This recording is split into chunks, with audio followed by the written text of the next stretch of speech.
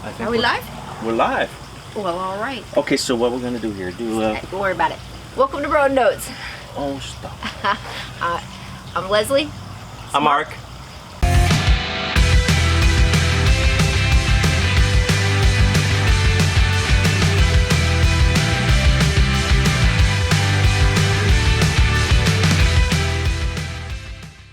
I'm Leslie. I'm Marc.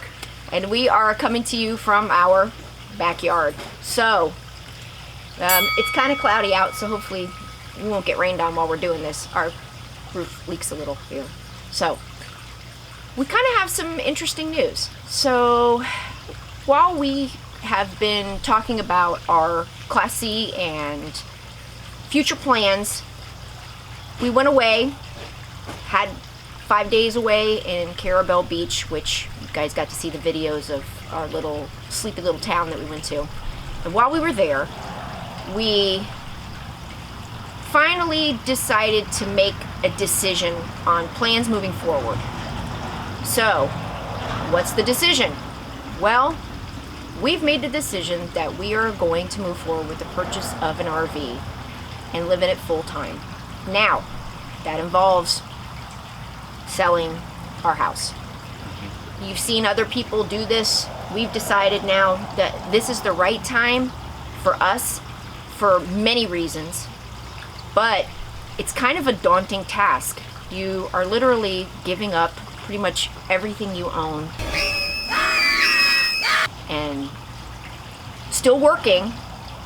And I have a physical job where I physically go to an office every day, and Marc is all around town on any given day, so this is going to take some coordinating. But we've come to the decision that this is what we want to do. So, first things first. You're going to sell the house. How do you do this? So, what's the first thing that we thought of? Well, what are we going to live in? Because clearly our cute little 25-foot Class C Coachmen Freelander is not conducive to live in. You've seen the video. It's cute, it's wonderful for vacationing, but you can't live in it. It's too small, and we have two big dogs. Well, the reason we bought it was originally was to do day trips. Day trips and short trips. And for that, it was just perfect. Yeah. So we've kind of outgrown it now in that sense, because we're not going to be able to live in it full time, especially since I do have an office job that requires a different wardrobe than the other days of the week. So, what do? Do you get a Class A? Do you get a Class C? So? Now, I think we ruled out the Class C almost from the beginning. Yeah. Even though we did look. We did look. Well, we did look and we did think about it. And we did think about it. But and I think we talked to them. The two types that are on the table that we are really discussing still are Class A versus fifth wheel with a truck. Yep. Again, we don't own a truck to pull a fifth wheel, so that would be something else to think about. But, so what are the pros, what are the cons for each? And we started to discuss that a little bit while we're away. So a lot. And I have my opinion on things. Leslie has her opinions on things. And, we got to merge them together and come to a decision. So we talked about a fifth wheel, for instance. That was actually one of the first things that we talked about. What are the pros and what are the cons? Because quite honestly, my main concern with the Class A was, what if the thing breaks down? What do you do? Where do you go to get it fixed? And you're out of a house, out of a home. So, hey guys. Hi everybody. So fifth wheel was definitely in the discussion. So, what are the pros? To me, a fifth wheel. Oh yeah, it's a house. They're a house, right? They're huge. It's a house. You get so much for the money, it seems. Beautiful kitchens, beautiful big living rooms, bedrooms. They have the patios, some of them. I always thought they're beautiful, and they're great, and they're big.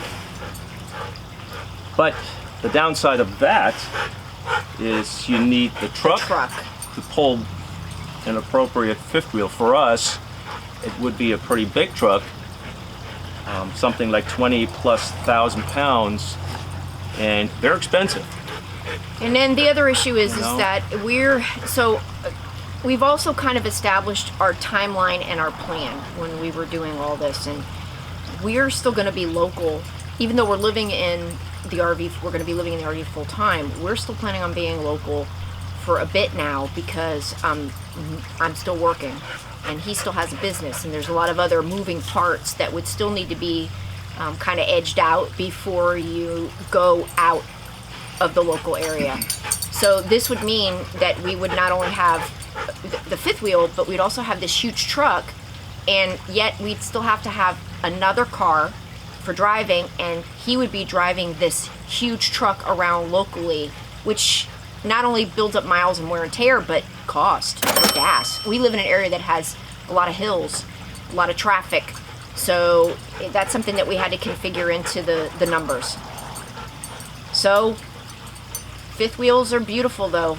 I saw quite a few that you could really see yourself living in without a problem, and of course we have to take these 2 dogs into account. So, and I was pretty much leaning more, or I am leaning more towards the fifth wheel of the truck, personally, because my thought was, fifth wheel is a trailer. You park it at the campsite. Right. Something goes wrong with that fifth wheel, mobile services come to you. You never have to really take it to a shop. And if something is wrong with the truck, well, any shop, any tire place can work on a truck. A little bit different on the fifth wheel. So I'm thinking more of from the maintenance side of what if something breaks down and you need a mechanic of some sort. It would be a lot easier, I think, to get that fixed on a fifth wheel and truck version versus a Class A version. But on the flip side of it, we talked a little bit about Class A's. What are the... We talked a lot about Class A's, yeah, too. what are the ups and downs to a Class A? I mean, Class A, beautiful to travel in, I think. We've never owned one. I've never even driven one. Right. They're big too, but then again, Class A's for us, floor plans, pretty much all so similar. They're just pretty straight. Everything is on one side, everything is on the other side. So a little bit less homey looking, maybe. Yeah, versus versus a fifth wheel. Right. But the upside to that is that it'll tow a car, because we still have this issue with the 2 cars locally right now, and we'd be able to drive both of our cars and have it stationary without anything, and we can tow it back and forth. 2, when you do decide to go camping or you leave your campsite, everything you need is right there. So one of the big issues is, what does it look like with the slides in, right? Yeah, can you move around? That was big to us. Coming out of the sea with no slides, I always said, when we look at Class A's, I want to see what the thing looks like with its slides in, and can we still move around to pull into rest areas and have lunch comfortably. If God forbid the slides don't work, break down, can we still do it? Can we still quote unquote stay in it comfortably while that is being repaired? And we've seen videos of this happening to people with both fifth wheels and Class A's, where the slide gets stuck, and luckily for them, it gets stuck in the closed position, although we've seen some where it gets stuck in the open position. Yeah, Carrabelle, in fact. Right, someone actually in the campsite next to us, they had to have somebody come out because their slide got stuck in the out position, and they couldn't get it back. Right, couldn't get it retracted. So, and we've seen fifth wheels, when we've looked online and things, we've seen videos and of when the slide comes in, you can't even get to the refrigerator. Yeah, they're not easy to maneuver when the slides are. You're going to start crawling over things and counters and islands to get to places, and the only thing you can really get to comfortably is the bathroom up top and the bedroom. The rest of the rig's pretty much unusable when the slides are in.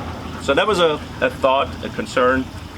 And the other idea is that but then again, a lot of Class A's are not very good when the slides are in too. So if we were to go with an A, we have to really start shopping for very specific ones that we can comfortably move in with the slides in. Right, and we know that no matter what we choose, it's not going to check every box. It's always a give and take situation. But really the ultimate goal for us is we are ready to find something that we can live in locally while we're still working, which could be, a year or two, we're not saying a true timeline, but let's just say a year or two. Well, years locally, kind of what we thought. Right, and then still be able to use it and move forward and not trade it in a year or two. We're not looking for that. We're looking for more longevity out of it. And get out of our house. I mean, we have a beautiful house, don't get me wrong, but there comes a point where you feel like you're a slave to your house in some ways, because you're always having to do something. And here in Florida right now, if we were to show you our yard, it was just mowed like 4 days ago, and it looks like the Amazon jungle again. So it just gets to a point. And it's 2 acres, so that I have to maintain and mow every week right now.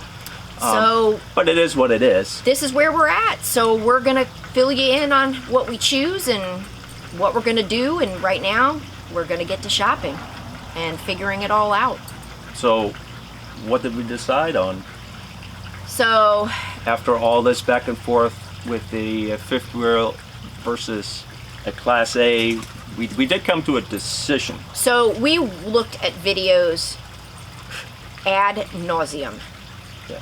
I think we watched every single YouTube video that Matt's RV Reviews did, and thumbs up to Matt. Because let me tell you something, if you are looking for an RV, he's got 2 channels, and between the towable channel, which he's getting up and running a little bit more now, but we got to see some great fifth wheels on that towable channel, and every Class A that we looked at, we narrowed it down tremendously without ever stepping a foot in a dealership, which was huge, because I'm not the kind of person that likes a salesperson following me around everywhere I go. I just don't like it. I like to be able to think and do.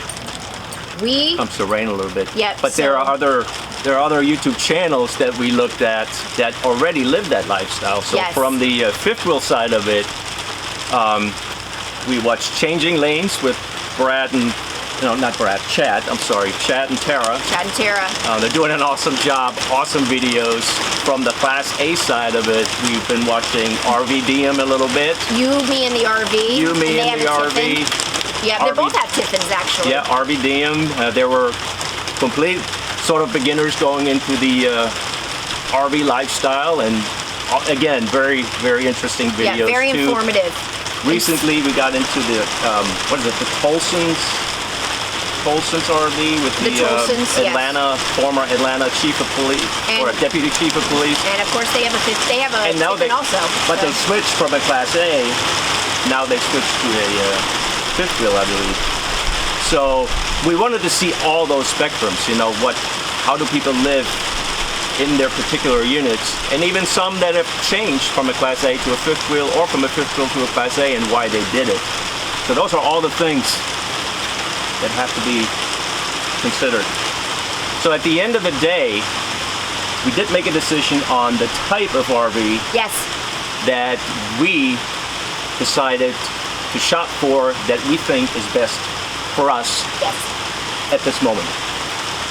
Which is? We're getting a Class A. Class A it is. At the end of the day, we just felt that was just the right thing for us to do. The right fit for us, and we know what we're looking for. Yeah. Being that we're a little bit more experienced now in the RV world, we kind of have an idea of what it needs to have, what we're willing to sacrifice more. And given that we came from a smaller space, this is actually a bigger space for us, but we are still willing to give up a few things to get the other. If you hadn't noticed, it started raining again, so you probably see it in the background, but if you hear some... You're about to get it on your camera. It's okay.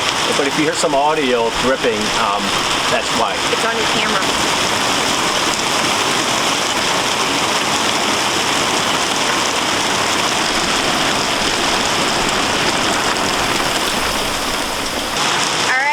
In typical Florida fashion, it is now a torrential downpour coming, so we're going to cut this short. Follow us on the adventure of selling everything and moving into that Class A. If you like what you see, subscribe to our channel. We appreciate it. And what's the other thing? Something about a bell, I always forget. Yeah, hit the notification bell so you can be informed of our next videos.